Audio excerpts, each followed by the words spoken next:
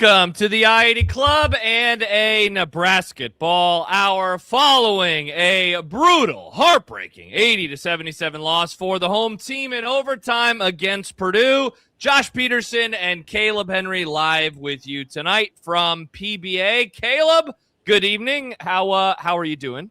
Good. This is a very different feeling than an hour ago at halftime. They're like even early partway through the second half. Like this was different. Also, I'm looking now and I see Harper Murray in a Purdue shirt. So I don't know what's happening here. Boots on the ground journalism from Kaleb. That's oh no.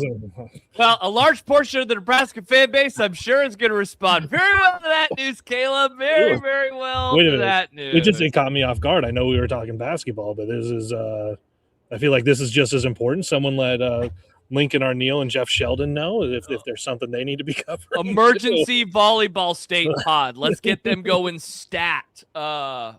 There's room up here. He can come. They can come sit over here, run the show next to us. Kaleb, you are so spot on, man. There is so much to talk about from this. There was a while where I was talking to my wife. Classic, of course, by the way. Get the horn as we begin. I was talking to my wife, Riz, right before the first comeback began, because there was a lot of comebacks in this game. And I was saying, I don't know, I think we might be able to start this show pretty early, because I bet Kaleb is already writing his story, and I bet you had a lot of words. I had so much written at halfway through the second half. And I was like, okay, because if you go read my story, I've got almost 1,700 words. Some of that is overtime helps. You get a little bit more going on. But it's, okay, this is what the tournament picture looks like. This is where kind of the Big Ten standings were going in. This is where things fit when you kind of take the game and move it on to here's what's coming up next. So I'd already started to write, okay, well, here's what it means for the tournament. Here's what it means for kind of that top group in the Big Ten standings. Yeah. And I'd written the first half, and I'm like, all right, well, it just kind of continued in the second half. And then all of a sudden it's like, what the frick was that? 18-2? Yeah. 18-2. This place is going ballistic, and you come all the way back and you get it tied. You don't take your first lead of the game till overtime, and I'm writing furiously I'm fine if I got to make Josh wait an hour after the game for me to jump on, because if I have to rewrite all of this, I will rewrite all of this. Is just what a wave of emotions from acceptance of it's gone, it's over, it's a blowout. Oh, they fought back, maybe they can get it to 10, maybe you feel good and you're like, oh, you made them shoot free throws late in the game. Yep. But then Purdue is yeah, I have no interest in making these free throws. Thank you for them, but I have no interest. Which, by the way, Purdue goes 1 for 5 in the last minute of the game. Incredible. 1 for 5 in the last minute of the game. And yes, Rink misses his that could have put them up. And you don't know if Purdue gets a similar shot or the same exact shot when they come down the other side, or if they attack faster, knowing that they're down by 1. But just what a wave of emotion on the being down. Then there's the energy, the comeback, you tie it up, you go to overtime, you take a lead. Yeah. And then it's just that those last possessions, can you get another shot and you win it, and then Jamarcus Lawrence slips, and it's just and yeah, so you don't even get that last oh my gosh, this is the possession, it's going to end on this shot, and it just is oh, okay. And so the game that felt like it lasted forever and it had so many twists and turns, everything drops off so quickly at the very end. It was a whimper of a finish. It absolutely was. That game deserved at least an opportunity for a shot to tie or to win. I'm looking at the win probability. When Purdue had the 52-31 win with 14 minutes left in the game, they were up to 98.9. Nebraska then makes it a 4-point game, which very quickly then Purdue all the way back up. They're up 65-53. With 3 minutes and 9 seconds. And again, Kaleb, a 98.9% chance. So you're right.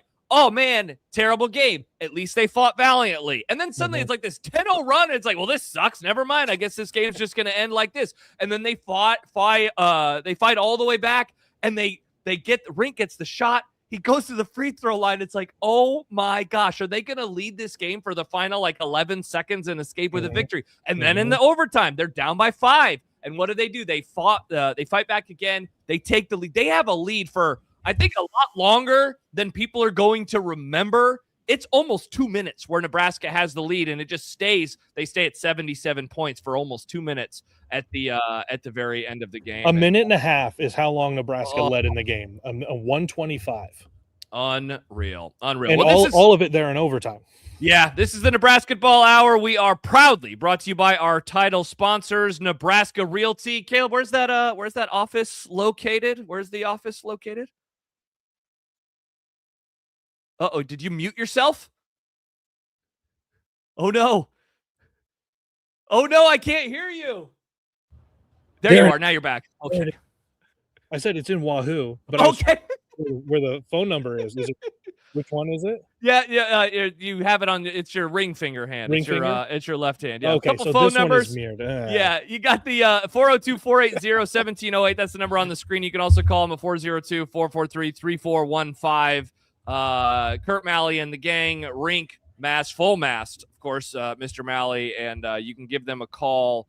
We would love to have you support them, support the folks that help support this podcast and help us do our thing. I'm Josh Peterson. People are probably wondering, where the hell is Jack? Jack went to a show. Jack loves the arts. Jack especially loves the arts when Nebraska is playing Purdue. And so that is how we get to I thought it was going to work. I thought the Operation Jack Mitchell at the Arts was going to be like, oh, okay, and Kaleb, here we go. Kaleb, my first loss, sadly, on the Nebrasketball Hour. And so for a while, this is your last show you'll ever do. Sorry. Indeed. It was like acceptance, right? Throughout much of the game, it's acceptance. And we're going to start now diving into what unfolded, what led to that large lead for Purdue, what led to the multiple comebacks, and what happened in overtime.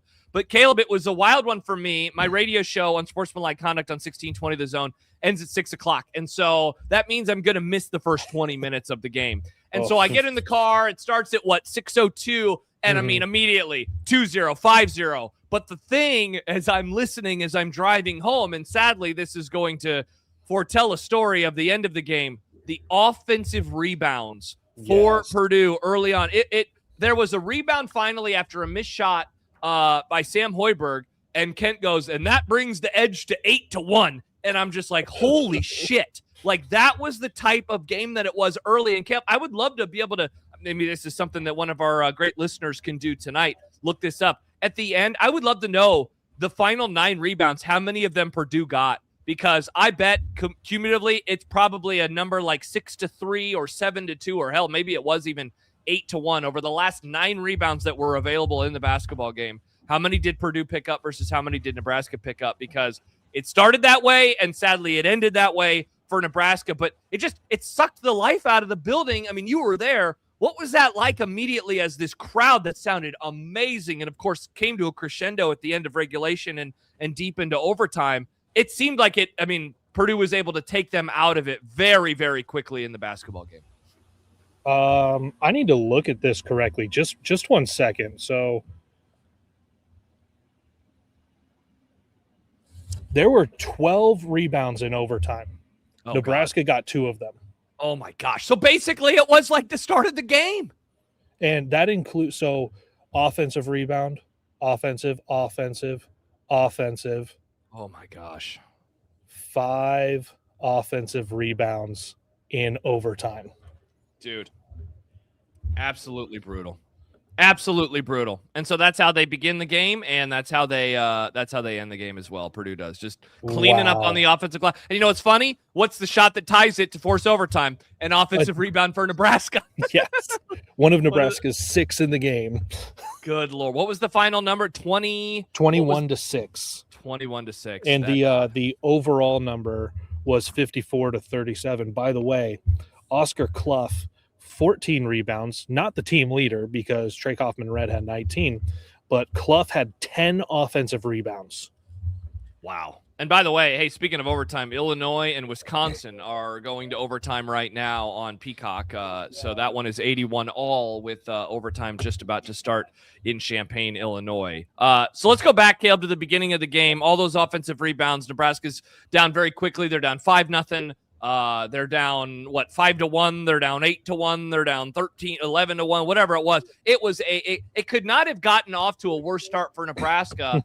And so even though I don't want to say they closed it or they finished the first half strong, because they didn't, but for a while then they were kind of in that 7-8, deficit mode. And so it wasn't terrible, but that put them in such a hole early that it really made things difficult throughout, much, if not all of the entire first half. Well, here's where it really went wrong in the first half is that you're right. You're holding it in the, okay, now it's 10 points. Now it's 7 points. Now it's back to 10. Now it's 11. Now it's 9, back to 11, 8. Frager hits a 3 with 9:05 to go in the first half. Nebraska doesn't make another shot till 2:41. And that's the only shot Nebraska makes in the last 9 minutes of the first half. And in that stretch, Kaleb, you're looking, I imagine, at the possessions. I know that we're going to have a couple of Jared Garcia three-pointer attempts in there. You're going to have you're going to have a bad Rink Mass three-pointer from Nebraska in there. That was the stretch where it was just okay, Nebraska really, really needs buckets right now. They really need to do something to get this close. And the guys that are shooting the threes are of the regular rotation, if you even want to include Garcia in regards to the regular rotation anymore. Those are the last players that you want shooting those types of shots, even though they were wide open.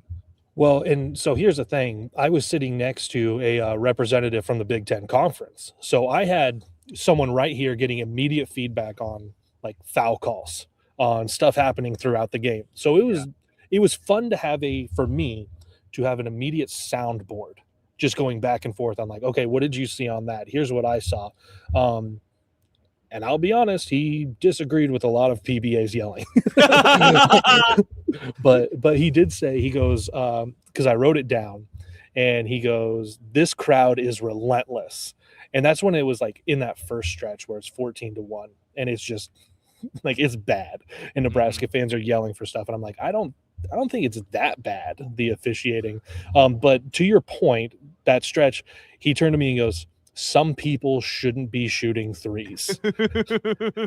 And I was over here and I was don't worry. A lot of us have been saying the same thing, not just shouldn't be shooting, but and I put it in the Discord, take the basketball away from Jared Garcia. Don't let him touch it unless he's handing it off or he's in the paint and he grabbed a rebound. Outside of that, give someone a breather. That's what you're out there to do. Yeah, and he gave people a breather for a total of 5 minutes. The bench minutes tonight, Frager 33, Cale Jacobson 14, 5 minutes for Jared Garcia. He went 1 for 3. He was able to make a shot. That was that a layup that looked like it might miss for I think it bounced around on the rim a little bit. And so you're right, man. You go through those possessions and what happened in the course of the first half. After that, who was the one that you said made that shot that made it, a 9-point game? Was that the 3 by Frager?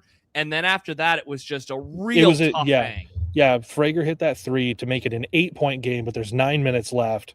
And then you get 9-0 run for Purdue, but Nebraska isn't making any shots. You get a couple of Jamarcus Lawrence free throws. Rink Mass makes a shot.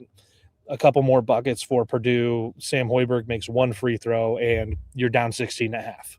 Yep. Yeah, exactly. A couple comments, and we'll be reading comments on our Discord server tonight. If you want access to that, patreon.com/I80 Club. We would love to have you as a subscriber. You see the link right below myself here on the graphic. We would love to have you, patreon.com/I80 Club. Also, drop us a super chat if you would like access there on YouTube. And iFormation, he hits on it, Kaleb. And this is something, I know you weren't watching the television broadcast, but Seth Davis mentioned something similar on BTN when the game went final in overtime. iFormation writes, Nebraska was the hunted tonight, and they were not ready, to which Corey points out, I was listening to Unemployed on my way home from work, and they were talking about how Nebraska comes out and jumps all over teams to start games, which has been true all year. They're the ones who got punched in the face to start today. And it was the first comment that I read from iFormation that Seth Davis mentioned. He said this was the first time throughout this entire season he thought that Nebraska entered a game like this. And so I assume he's talking about basically what? Creighton, Illinois, Wisconsin, Michigan State, Michigan, and then Illinois a second time, where they entered a game like this, and they were the hunted, and they weren't doing the hunting. He also did say, though, he said this game changed nothing for how he feels about the team, which is interesting, of course, given that they were down by 20-plus points in the second half, but, of course, they come all the way back and force overtime. It just didn't seem like anything could go right for them early on. They're getting out hustled. They were getting out rebounded. And sadly, obviously, that's the story of the end of the game as well. They're not getting good shots Purdue is making everything, and when they're not making everything, they're getting opportunities to go back up. I mean, how many possessions did Purdue have before they finally didn't score because of all the second chance opportunities? That happened time after time after time, and so it allowed for the Boilermakers to suck the life out of the crowd, and it really didn't come back until deep into the second half. And here's the weird thing. You get all of those offensive rebounds, and it leads to 17 second chance points for Purdue. Nebraska got 6 out of its 6 offensive rebounds. So not a terrible, actually a better percentage of offensive rebounds to getting second chance points. Nebraska outscores Purdue in points in the paint, 28-24. And if you're looking at the difference for Nebraska from even the Michigan game, but especially the Illinois game, the willingness to attack the paint, Sam Hoiberg being a bully, Rink Mast being healthy, Price getting in there, the passes. How many great passes went to Jamarcus Lawrence for easy layups around the rim? Like there was obviously over the course of this last week or so, an emphasis on getting into the paint, getting back into the paint. And still Nebraska shoots 32 threes. They make 12 of them. Of course, that's what they're going to do. That's what this team is built to do. That's what it helped with that heater in the second half when you have the 18-2 run. But ultimately, what puts you over the top is if you can have success in the paint. Nebraska overall still had some pretty good success in the paint. Yeah, they definitely did. You know what's funny too? And I don't know, Kaleb, you're looking at the box score, so I'm not going to have you guess this number.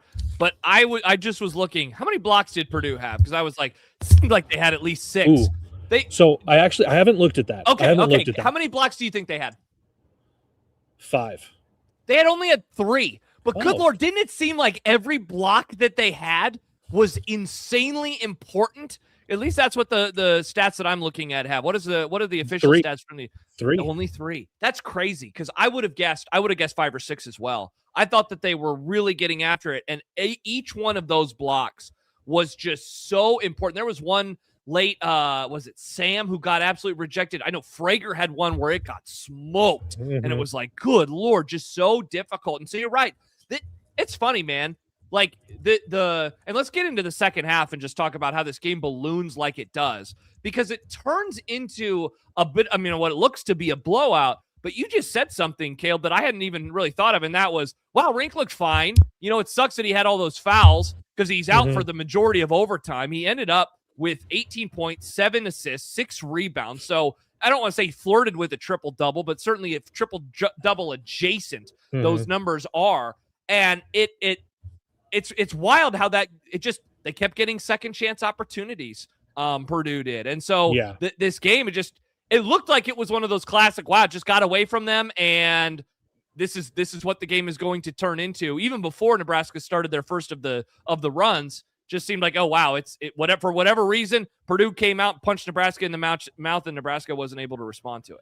Yeah, like you talk about early on, Nebraska just did not look intensity-wise matching Purdue on either end of the floor, but go defensively. And like Dr. Doc Sadler brings it up here, Skur's inability to defend Lawyer 3 of a top screen, even in overtime, was shocking. Also, Frager should have had a green light to drive on number 14 all night onto Northwestern. I want to see more driving from Frager, but to the point of Nebraska defensively, like the intensity was not there on that end of the floor. Especially then you get into the scramble and you have a double, but sometimes the double doesn't commit, and then it's an easy bounce pass, and it's like, okay, well, now you're beat because there's a big man with the ball and guys spread everywhere. What's he going to do with it? He can either have nice touch on an easy bucket, or he can spray it out, and Purdue is making everything early on. So that, like, then you're down. All of a sudden you're down, and you're down big, and you're down double digits, and you're like, it's just not working for you. And Frager Price at this point is like not hitting anything. It took him a while to get going, and then he finally did. Yeah, what was it? He was like 0 for 3 in the first half. Yeah, 0 for 3 in the first half. And that wasn't like 0 for 3 and he was in foul trouble and didn't play. That was 0 for 3 in 17 minutes of action. Yeah. He just wasn't getting any shots. He wasn't getting any opportunities. But what did you see when Nebraska starts making shots? Yep. And you feel the energy in the arena? Turns into defense. There was a defensive intensity. Yep. You were getting to everything. I should go look this back up after we get done, but I'm curious how many offensive rebounds happened over that 18-2 run, because there was an intensity on getting to a guy and blocking him out and then charging down the lane to fly through and get rebounds, whether it was Sam Hoiberg or Braden Frager. Like, guys were flying in there to make sure that an offensive rebound wasn't being allowed. So it's how do you bring that intensity earlier and not dig a 22-point hole?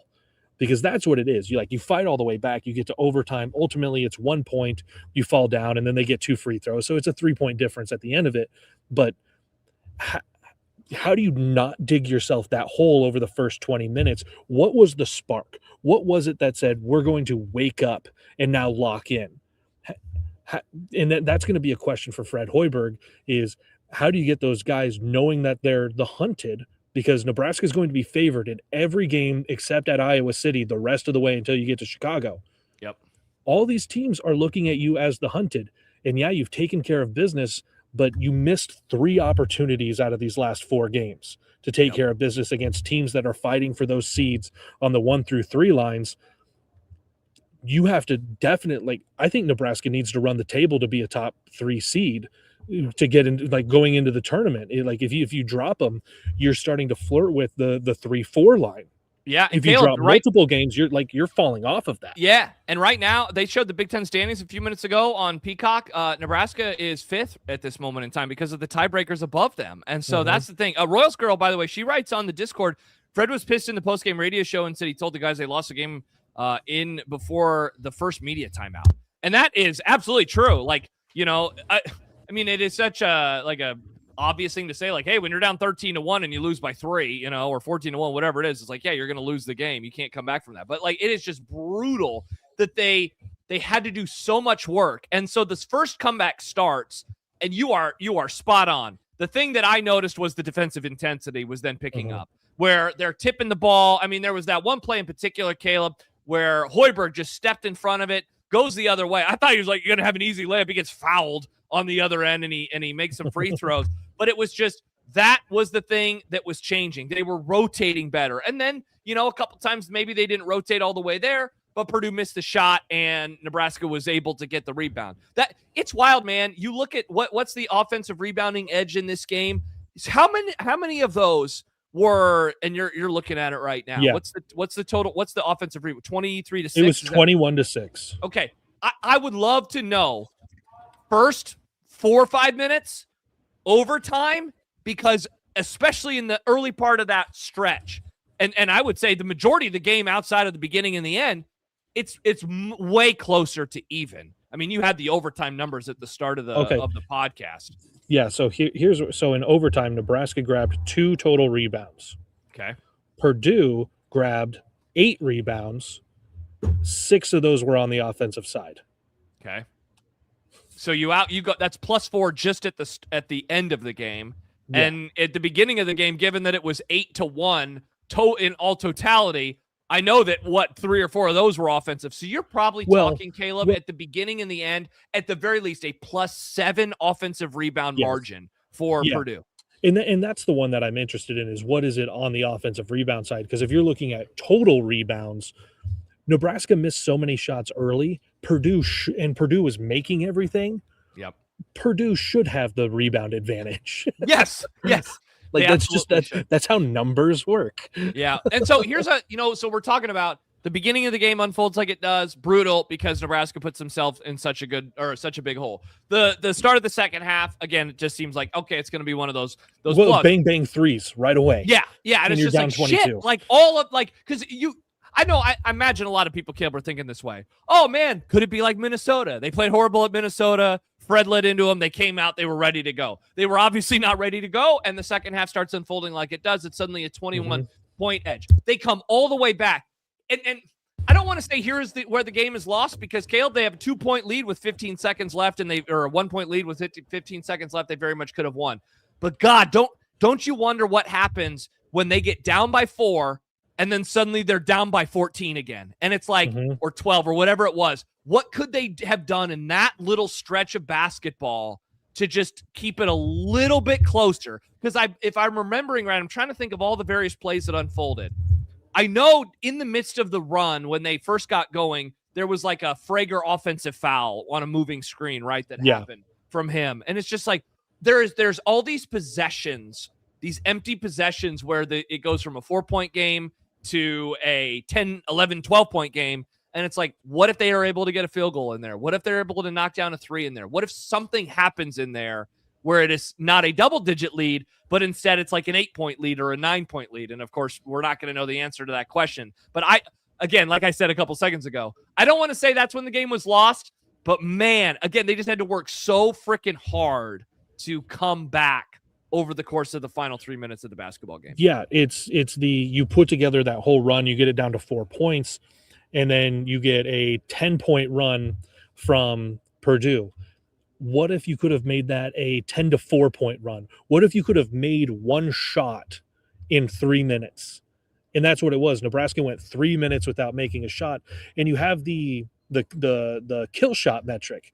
Anything 10-0 run. Yeah. Nebraska had a 12-0 run. Purdue answers with a 10-0. Nebraska answers with a 10-0. Like, you had 3 kill shots in the second half. Basically all in a row.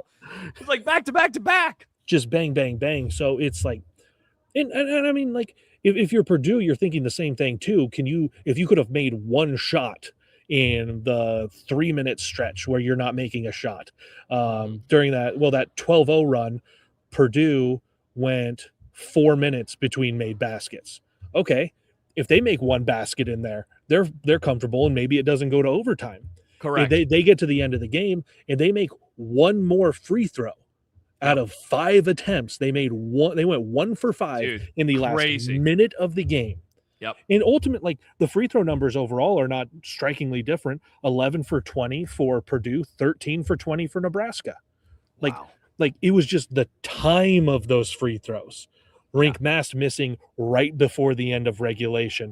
Mm-hmm. Purdue going 1 for 5 in that final minute. Like both teams had so many opportunities over the course of the game, and it all comes back to you're up by 1, you don't score. Yep. Purdue goes to the other end, gets an offensive rebound, gets an and one. And then quite the foul. That was quite the continuation, by the way. On yes, you get the miss of another free throw. Mm-hmm. You have possession because every Purdue player that's ever jumped is 7'8", so you're not winning those jump balls. But you get a tie up, so you have the ball coming back, and then you have the wet spot on the floor. Jamarcus Lawrence goes down.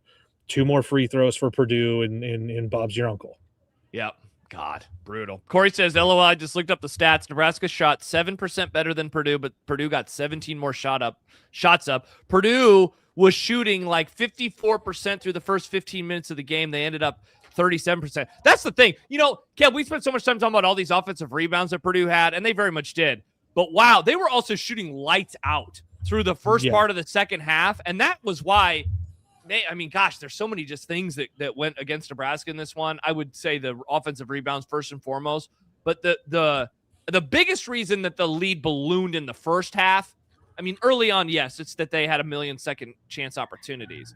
The end of the first half, though, was because they couldn't miss any shots, and Nebraska was unable to knock down anything, and certainly most of their best players weren't doing anything, and it took them into the second half before they finally got going. Yeah, I had mentioned at halftime, I was like, if Purdue ends up plus 24 in number of shots, and Purdue ends up almost plus 20, and like they said, it was plus 17, it was plus 12 at halftime.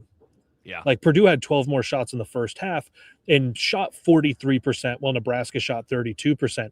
Here's the difference, though. Think about that. All those possessions, and they still shot that much better. Yeah, all those possessions. Then in the second half, both teams shot 29 times, but Nebraska shot 52% to 31% for Purdue. In overtime, both teams make 3 shots. Purdue got 10 shots up. Nebraska got 5. And it comes down to the plus 15 on offensive rebounds, plus 3 on turnovers for Purdue on both of those because they had 11 turnovers. Nebraska had 14. So you are plus 15 and plus 3. So you are plus 18 overall and got 17 more shots. That's the difference in the game, simply having the ball offensively to take more shots. Yeah. God, absolutely brutal. There was a comment. It's funny.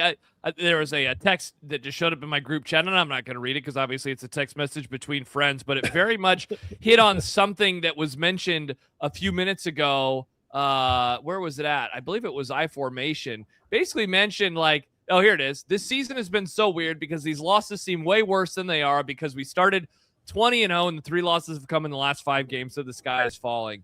It is odd, Caleb, like, we've spent almost or a little more than a half hour now talking about this game, and certainly, like, if it's a back and forth affair the entire time, I think it's going to be heartbreaking. The first half and into the early part of the second, it's frustrating because full stop, that's the worst that they have looked all season long. You know, it's not even close. Like, even in some of the bye games, those just seemed like clunky and like shitty.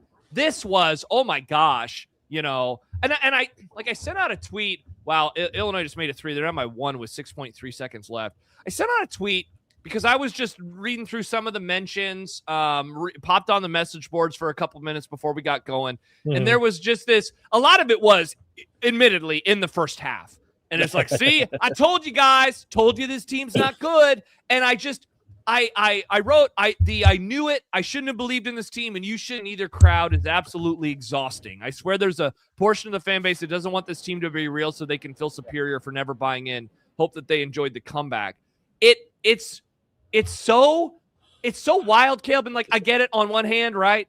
The football program has been garbage. The basketball program, of course, like that, you know, that's all there. But this is a good basketball team. And yet, because of what I-Formation just hit on, that they are now technically, they're 2-3 in their last 5. So after 20-0, they're now sub 500. They have played 3 really good teams in their last 5 games. They have all lost. They have lost all 3 of those games. Yeah. All of them by single digits, right? Even the Illinois game was single digits. Certainly the other 2 went down to the wire. He couldn't have gotten any closer against Michigan. Couldn't have gotten any closer tonight. Illinois loses, by the way, at the buzzer, 92-90. So they've dropped 2 in a row, and they're now 11-3 in conference. Wisconsin moves to 9-4, and it's just, I get it, Caleb. I understand it because I've been covering this program for a while. I've been watching this program for a while, and look, I'm a Dallas Cowboys fan, so I know the idea of my team's never going to do anything. But damn it, dude, this is a good basketball team. They got off to a shitty start tonight.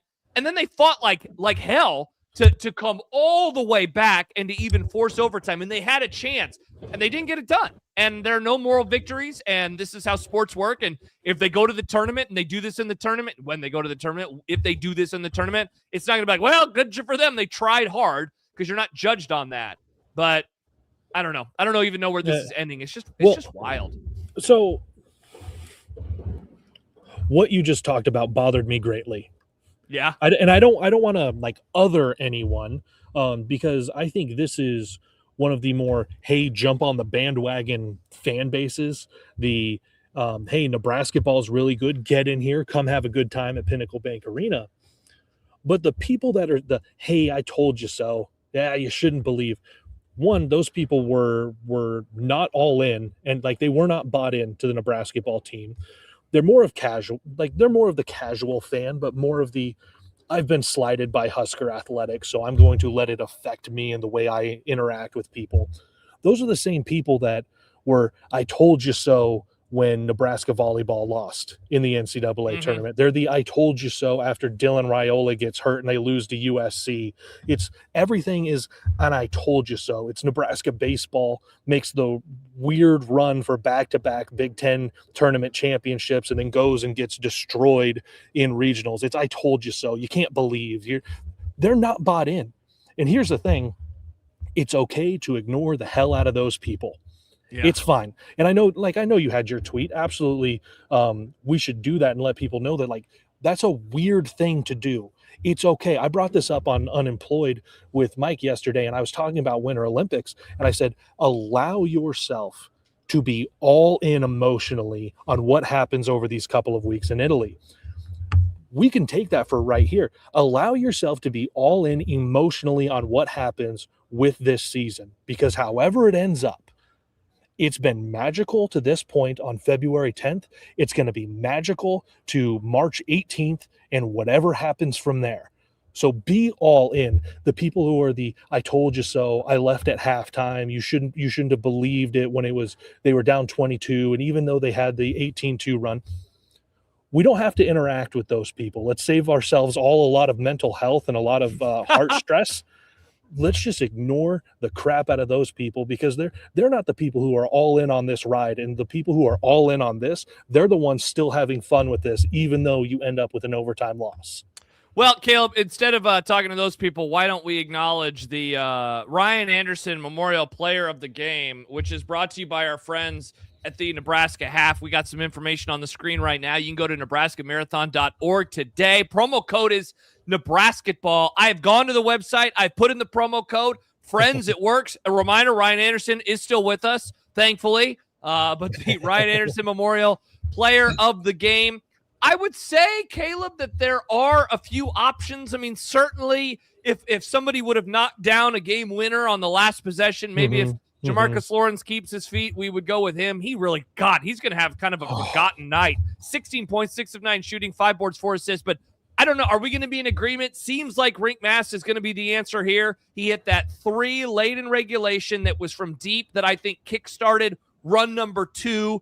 He gets the bucket at the very end of regulation before sadly the miss on the at the free throw line. Added 7 assists, added 6 rebounds. I thought that he was all over the place. Or do you have someone else that you would rather go with for the player of the game? Should I not say Oscar Clough? No, do not. He is not allowed. We're not allowed to say his name. 12 points, 14 rebounds, 10 on the offensive side, the 2 blocks. No? Okay. Yes, I'm Rink Mast. I'm also Rink Mast on this, because we're full mast, folks. There was a different feeling when he was taking those shots, especially in the second half, to where like he hits a 3 and he hits another 3 and he ends up going 4 for 7. This is the first time in 2025 that Price Sanford doesn't make at least 3 threes. And you start to think about, in a 3-point game, what is that difference if he makes one more? But for Rink to go out there, play the way he did, lead the team in rebounds, dish the ball all over the place with those 7 assists, there was clearly a difference when he got hot and the rest of the team kind of rallied and they all got hot with him at the same time. And the whole crowd in here, he pump faked on a 3 and the whole crowd's like, ooh. And the Big Ten guy next to me was like, they got nervous that he was going to shoot it. And I had to tell him, I was like, no, the nerves were, he's made a couple. Is he going to make another one right here just because he's pulling the trigger and heat checking it? That's what the oohs were. So we're to the point with Rink, and he showed it tonight, and he showed it with his 26 points on Saturday. The heater is there in a way that it wasn't for a couple of months. And that, to me, raises the ceiling on this team. You just to get back to Price knocking down 3-4 plus threes a game. And you got to get Braden back to shooting the way he was, especially pre-injury. I know he came out and he made a bunch of threes against Illinois, but pre-injury Frager, and you get kind of that killer instinct from him. But yeah, tonight, definitely full mast Rink, your Ryan Anderson Memorial Player of the Game. Still live. Again, go to the website, nebraskamarathon.org. I love running half marathons. If you have never run before, if you've never done in a race like this as an adult, a half marathon is a great distance, I think, for a variety of reasons, Kaleb, to test yourself out, go through like a full training plan and all of the things that you have to do with that. We would love to have you join them. nebraskamarathon.org, promo code Nebrasketball. And of course, we'd also love to give a shout out, as always, to the title sponsors of the Nebrasketball Hour, proudly brought to you this season by Nebraska Realty and their Wahoo! I've been wanting to do that all year. I finally get to do it with you, Kaleb. Do what I can, and I can scream it because Seamus isn't going to yell at me inside of the building. I keep seeing him get on his phone, and I'm like, am I in trouble? Is he calling Jack? He's going to call you. He's going to call you. 402-480-1708. That is Kurt Malley's personal number if you want to reach out to him, or you can give their office a call, 402-443-3415. Great sales experience, great service, most aggressive, professional, friendly group of real estate agents in the area. Kaleb, our fine listeners can give them a call. Gosh, Rink Mass, we just gave him the player of the game. Of course, Kurt got famous with his full mass shirt. If he knocks down that free throw, what are we talking about tonight for our friend Kurt? Oh my gosh. Oh my gosh. Well, and there was also one point where Rink turned and one of the Purdue guys, like they kind of hit faces. Rink just runs down floor, and the other guy is laying there in a heap, and they have to stop play and they look at him. And in my head, I'm like, that's what happens when you get in front of the Dutch Navy. Just look out. That was one of the last things that I heard before I finally got home when they were talking about it, because immediately, also that was the part of Omaha where the signal's starting to go down a little bit, and so I'm like, what the hell's actually happening in the game? I should have just pulled up YouTube TV and listened. Is that? No lie detected. And so I'm like, oh God, what happened? Is everything going to be okay? Also, I don't know if you saw it in the building, but an odd fall from Jamarcus Lawrence late in the game, and immediately he's grabbing his knee, and it's like, good Lord, every damn game now has one player going down where for a second I'm like, oh no, what is the latest? Is everything going to be okay? And that could have been a loose ball foul in that one, because like you don't have to have the intention of fouling, but if you dive through a guy, that could be a foul. So that was when Nebraska ends up getting the ball, but that also could have been a foul because of where that guy landed. I was really worried for Jamarcus's knees. Yep. Yeah, immediately he went and grabbed one of his. He grabbed, I think, his left knee, and it was like, oh no, that did not. And then they showed the replay, Kaleb, and it was right under the basket, and so you're getting a close up of him, and it's like that does not look very good. But thankfully for him, thankfully for Nebraska, he ended up with the next possession as he's running down. He's almost doing like high knees just to make sure. Is everything working out okay? I was like, oh man, we got full high knees at PBA. Yeah, and so thankfully, Matt, did Sejan come over to pray? That's how you know it's real serious. He's like the nursing home cat who senses when death is near. Jeez. Well, he overshot. Is our hospice player. Yeah, he overshot things just by a tick with Frager when he got hurt a few weeks ago. No. The power of prayer. The power of prayer, baby. Yeah, that's where we're at. Kaleb, we are getting near the end of the show. Tournament seeding. Where are we at now? This has been a super consistent thought process from you, from me, from Jack over the course of the last few weeks since we started doing this. I feel like obviously there's been a bit more of a negative tinge with these 3 losses, all of them quad 1, of course, so it's not like they're losing to bad teams. You hope that keeps up for them. I believe you were on the 3 seed line. I've been on a 2 still. Okay. I thought I was still on a 2. I can't remember back if I was on a 3, but I'll just go ahead and say I'm a low 3 to a 4 is where I'm at right now. If Nebraska runs the table into the Big Ten tournament and is 28-3, you're definitely back in that conversation of a 2 seed. But there's so much basketball that has to be played with all these other high level teams. Kansas, yes, beats Arizona, but they got a lot of tough games still to go. Same with Iowa State, same with Houston. All of those teams in the Big 12. For Nebraska, you're out of the teams that are in kind of the top third, middle third, bottom third. Nebraska only has to play that top third, I believe, 1 time with UCLA, the middle third twice with Iowa, and I'm remembering these from before the game on where these standings were. And then their other 4 games the rest of the way are all in that bottom third. Just go take care of business, and you're right back into talking about that definitely top 3 seed, potentially top 2, depending on how the rest of the results play out. So right now I'm a low 3 right now for Nebraska.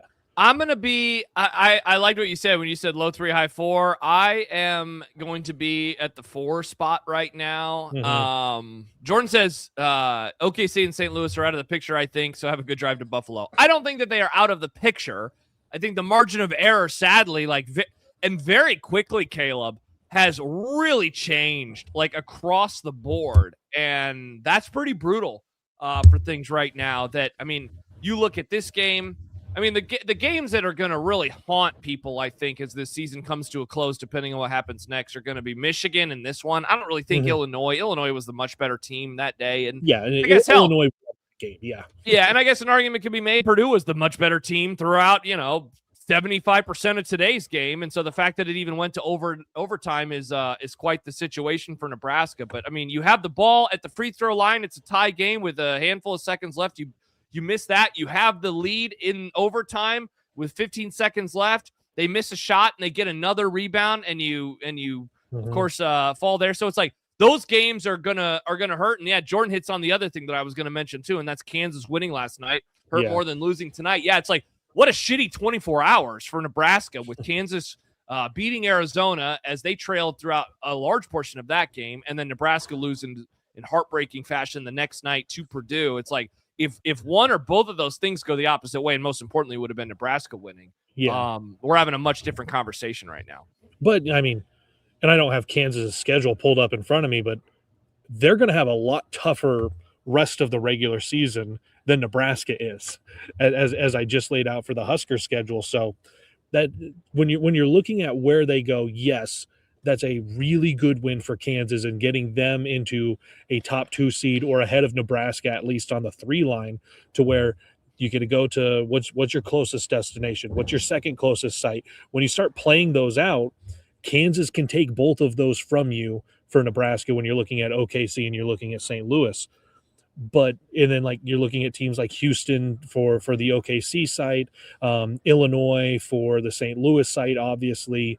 So you want to stay ahead of the Kansases of the world, but even with that win last night, they have a much tougher road to hoe than Nebraska does before you get to Selection Sunday. Yeah, it starts on Saturday. They're at Iowa State, so they're going to Ames there. And then later on in the year, they still have Houston coming to Fog Allen, and they're going to Arizona as well for the return trip. So, like, those 3 games, way tougher, Kaleb, than any of the remaining games Nebraska has. On paper, Nebraska's toughest games are Iowa, and UCLA. Yes. Meanwhile, Kansas has 3 games that are way tougher than that. Now, of course, the flip side of this is that's more opportunities for Kansas to pick up wins against some really good teams. They're projected on Bart right now to finish 23-8 on the year. So a worse record than Nebraska is projected to finish with. But again, they have some of those really good opportunities. By the way, Kaleb, the updated projection for Nebraska with this loss, their third, is now down to 26-5 on the season. And so if you're wondering, how does that make sense? Kaleb just said Nebraska is only going to be an underdog in one of the games. It's a math equation. It's not so much they will win every game they're favored by. They will lose the one they're not. It is, if you add 91% and 96% and 96%, it is not actually 3-0. It is likely that you go 3-0, but there's still a chance that you could lose in there. And so that's how the record gets to 26-5. Yeah, exactly. So it's there's opportunities, but you think about Nebraska for the last 2 weeks. What have we been talking about? There's opportunities. There's Michigan, there's Illinois, there's Purdue. Nebraska didn't take care of business. Yep. If Kansas does, okay, Kansas took care of business. That's just the way it goes sometimes, and you see where it is, and you see which teams, wherever they all kind of fall out. Because if Kansas takes care of business, does Iowa State fall far enough down? And then you start looking at you're just kind of playing musical chairs on who gets to have priority for some of these closer sites. It's not out yet for OKC or St. Louis because there's a month left for games to still be played. But it is much more difficult for Nebraska now that you didn't get any of these 3 opportunities over the last 2 weeks. Yep, absolutely. And Matt says it. I just root for everyone to lose. Iowa State lose. Kansas lose. Yeah, so you got to pick one of them to win on Saturday. I'm guessing because of what we just mentioned with Kansas, I think you're probably rooting for Iowa State, right? Get Iowa State. Iowa State's already far enough up there. You just say, hey, Iowa State, stay on the 1 line, knock everyone else down around you. Yep. Iowa State and Arizona, you guys stay way up there. Yeah, and you know what? It's fun, Kaleb, to root against people. So have fun. Have fun, everybody, just watching all these games and rooting for maximum pain. And, you got a little bit of that with Wisconsin, and so that's another win. Gosh, Kaleb, Nebraska beats Wisconsin by 30 in December, and it's like, Jesus, this Wisconsin team is trash. That win is going to age so well. Oh, my gosh, as this season unfolds, the longer it unfolds, the better that win's going to look for all the metrics. Josh, you think about that week, and you think about how well those wins have really helped themselves out with the way Wisconsin's playing, with the way, yes, Illinois loses tonight, but gosh, their offensive efficiency has really turned around, and Creighton is still there. They are a basketball team. Hey, they did win. They won on Saturday, Kaleb, so that maybe it bumped them up like a half a percentage point. Creighton is still in the fight for last in the Big East. It's still possible. You can still dream. Hey, you know what? Here's my dream, Caleb, that they finish in 4th or 5th place in the Big East Conference, because then that means a nice 1:30 tip time on a Thursday afternoon, which means like a 2-hour radio show for your boy. That's the dream. No. The dream is Operation Get Creighton to the Crown. Well, that Caleb, I think that dream is going to be one that we live out. We're still waiting for all of the dreams that Martin Luther King Jr. had to show up, sadly, in America in 2026. But I think the dream of Creighton playing in the Crown, I think that is one that we are absolutely going to see. Speaking of postseason play, as we get ready to say goodbye, a reminder. And now, Caleb, God, need some dubs, because we want to drive to Oklahoma City or St. Louis and not fly to San Diego or Portland or Buffalo. Yeah, are you going to have to update the all the swag with a plane instead of the bus? This could change things. But the ID Club Roadshow will be here next month, Dancing with the Skurs. We are closing in on like 70% of our goal for what we are hoping for in terms of sponsorships. We have a title sponsor, and that is Husker Power Products. We really appreciate them for joining us as we get ready to follow Nebraska to wherever their locale is. Fingers crossed. I know I have a graphic up so nobody can see me, but my fingers are crossed right now that it's still going to be Oklahoma City or St. Louis. We got those Airbnbs booked over the last few days, so we're going to be ready to go there. Caleb, I think it's start time to put together some Airbnbs that we like in the other locations and start booking a shitload of those. But if you're interested in sponsoring, if you want more information, you can email us, sales@i80club.com. And I know that I promised we would have merch available today. I failed everybody. We will have that, though, on Saturday when we do the Saturday morning coffee show. So if you want to support us without having to break the bank, we hope, you can do that, and we'll have those sweatshirts available over the course of the weekend. So, Jordan says, fly, it's a road show, boys. Get in the van. What do you think, Caleb? Are we driving? I don't know if that's feasible for my job. Hey boss, I'm leaving on Monday to drive to Buffalo. That's what it is we're okay. Here it is. If you guys want us to drive to the first round, support the I-80 Club in such a way that we are all doing this full time, because then we say, hey boss, and we answer ourselves. Right now, that's not reality. Also, for me, I say, hey boss, and it's my wife, as we're expecting our second in August. I'm getting off the maximum number of days I can. Okay. We're already maxed out. You put in your request, and she said, I don't know. I might have to drop that day down a little bit. Stip says, I've driven to New York. I'll drive. Well, there you go. We could all just crash in the back seat of the van, I guess, if Stibbs is going to drive. Yeah, there we go. Yeah. Jordan says, I'm not the one that called it a road show. Hey, look, Jordan, technically driving to the airport is driving on a road. Just driving on a road. Don't put it on the internet. I called it a road show. Bingo. So there you go. Nebraska falls in OT 80-77 to Purdue, their third loss of the season. They've lost 3 out of their last 4 games. And their next one up is on Saturday, Valentine's Day, a nooner, home against Northwestern. They will be double-digit favorites in this one, Caleb. And the post-game show for that, Nebrasketball Hour, will start probably around 2:30-ish or so. And so we're going to have a real fun Saturday. We'll do a Saturday morning coffee show starting at 9. Jack and I are going to do this week's I-80 Live immediately after that, so 10 o'clock-ish. That's a bonus subscriber-only podcast. We're not going to do one tomorrow, so we're going to do that on Saturday morning, kind of an extended conversation. Caleb, I don't know if you've seen this. Bill Moose, he wrote a book, and he said some weird things in there, and so maybe that'll come up on I-80 Live on Saturday morning, and then we'll have the Nebrasketball Hour after the game. Nary a mention of Bill Moose on that one. I asked so many Nebraska staffers as I was walking around. You talk in pregame, you're just kind of chatting. I was talking to one because they're giving tours. The guy who sang the national anthem, they live in my hometown because he married a girl from my high school.